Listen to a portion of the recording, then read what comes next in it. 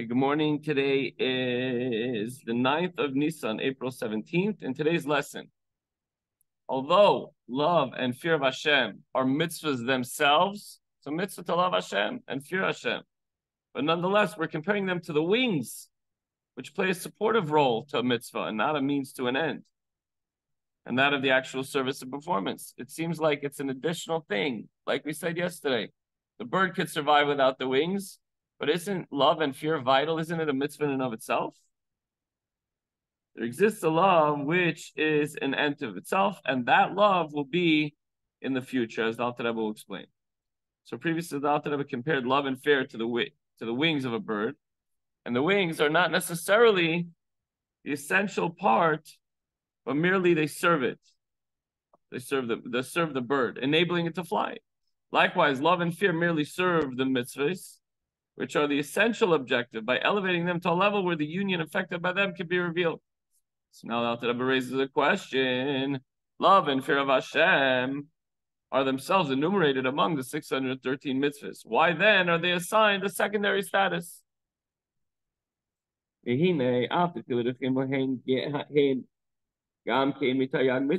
though love and fear are among the 613 mitzvahs, nevertheless, they're called wings. Why?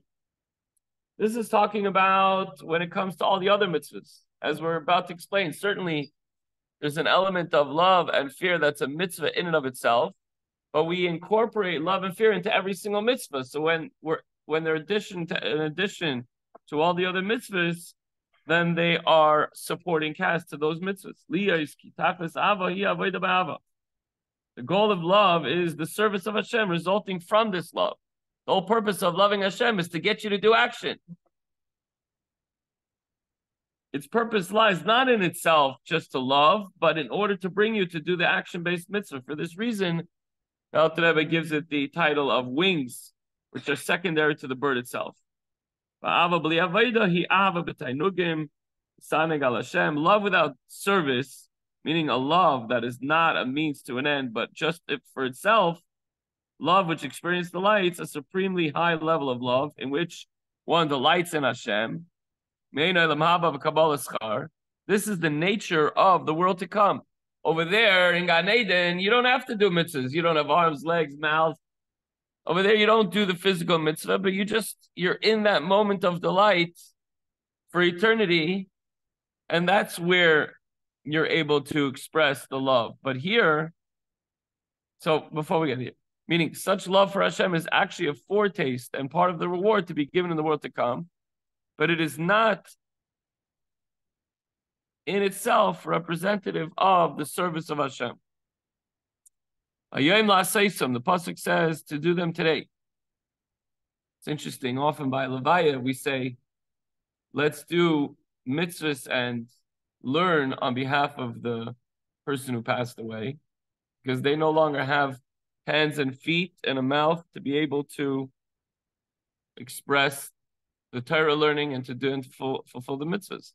But they could love in Shamayim. So when we feel very strong love for Hashem here in this world, it's just a foretaste.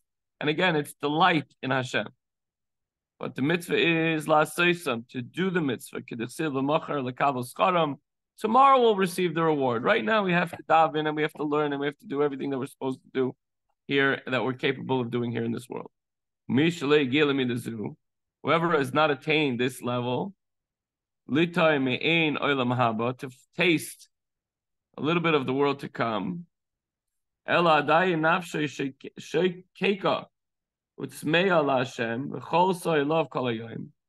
whose soul yearns and thirsts for Hashem and desires to experience this, not in the world to come, but here, he does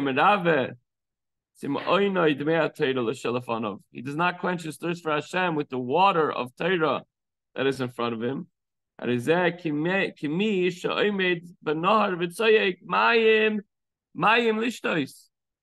person doesn't quench his thirst for Torah. Such a person is compared to like a person standing in front of a river and screaming, water, water, water to drink.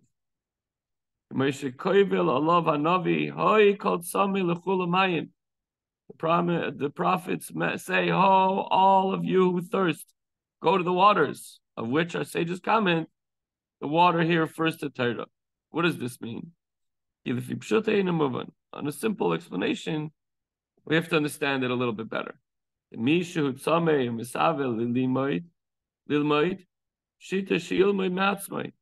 who is thirsty and desires Torah will go and learn. But we see that that's not the case. There are many people who feel a craving towards Torah mitzvahs, but they still don't do it. You could be standing right in front of the water and you say, "I need water." Okay, so drink it. I can't. Or I'm not going to, or whatever. Why does the prophet have to cry over him? Clearly then, the pasuk refers to one who loves Hashem and thirsts for him. Now, if love of Hashem were an end of itself, the service of davening would suffice, because it creates a love and thirst for Hashem. When do you get emotional? Not during Torah learning. You get emotional during davening. But because the purpose of love is that it leads one to serve Hashem, the prophets urge us not to rest with love itself, but to study Torah and quench the thirst for Hashem to actualize the purpose of this love. This matter is discussed at length elsewhere. And the takeaway for today is you would not stand in front of a fresh well of water and cry that you're thirsty. You would drink. So our thirst here we're talking about on a spiritual sense. Talking about the thirst for Hashem and through Torah. So how do we quench our thirst? By performing mitzvahs with holy intent. And we're standing right in front of it. Oftentimes it's right there in front of us, like the water. No, just drink. So all we have to do is to learn the Torah and fulfill the mitzvahs and daven with kavanah. Have a wonderful day, everybody.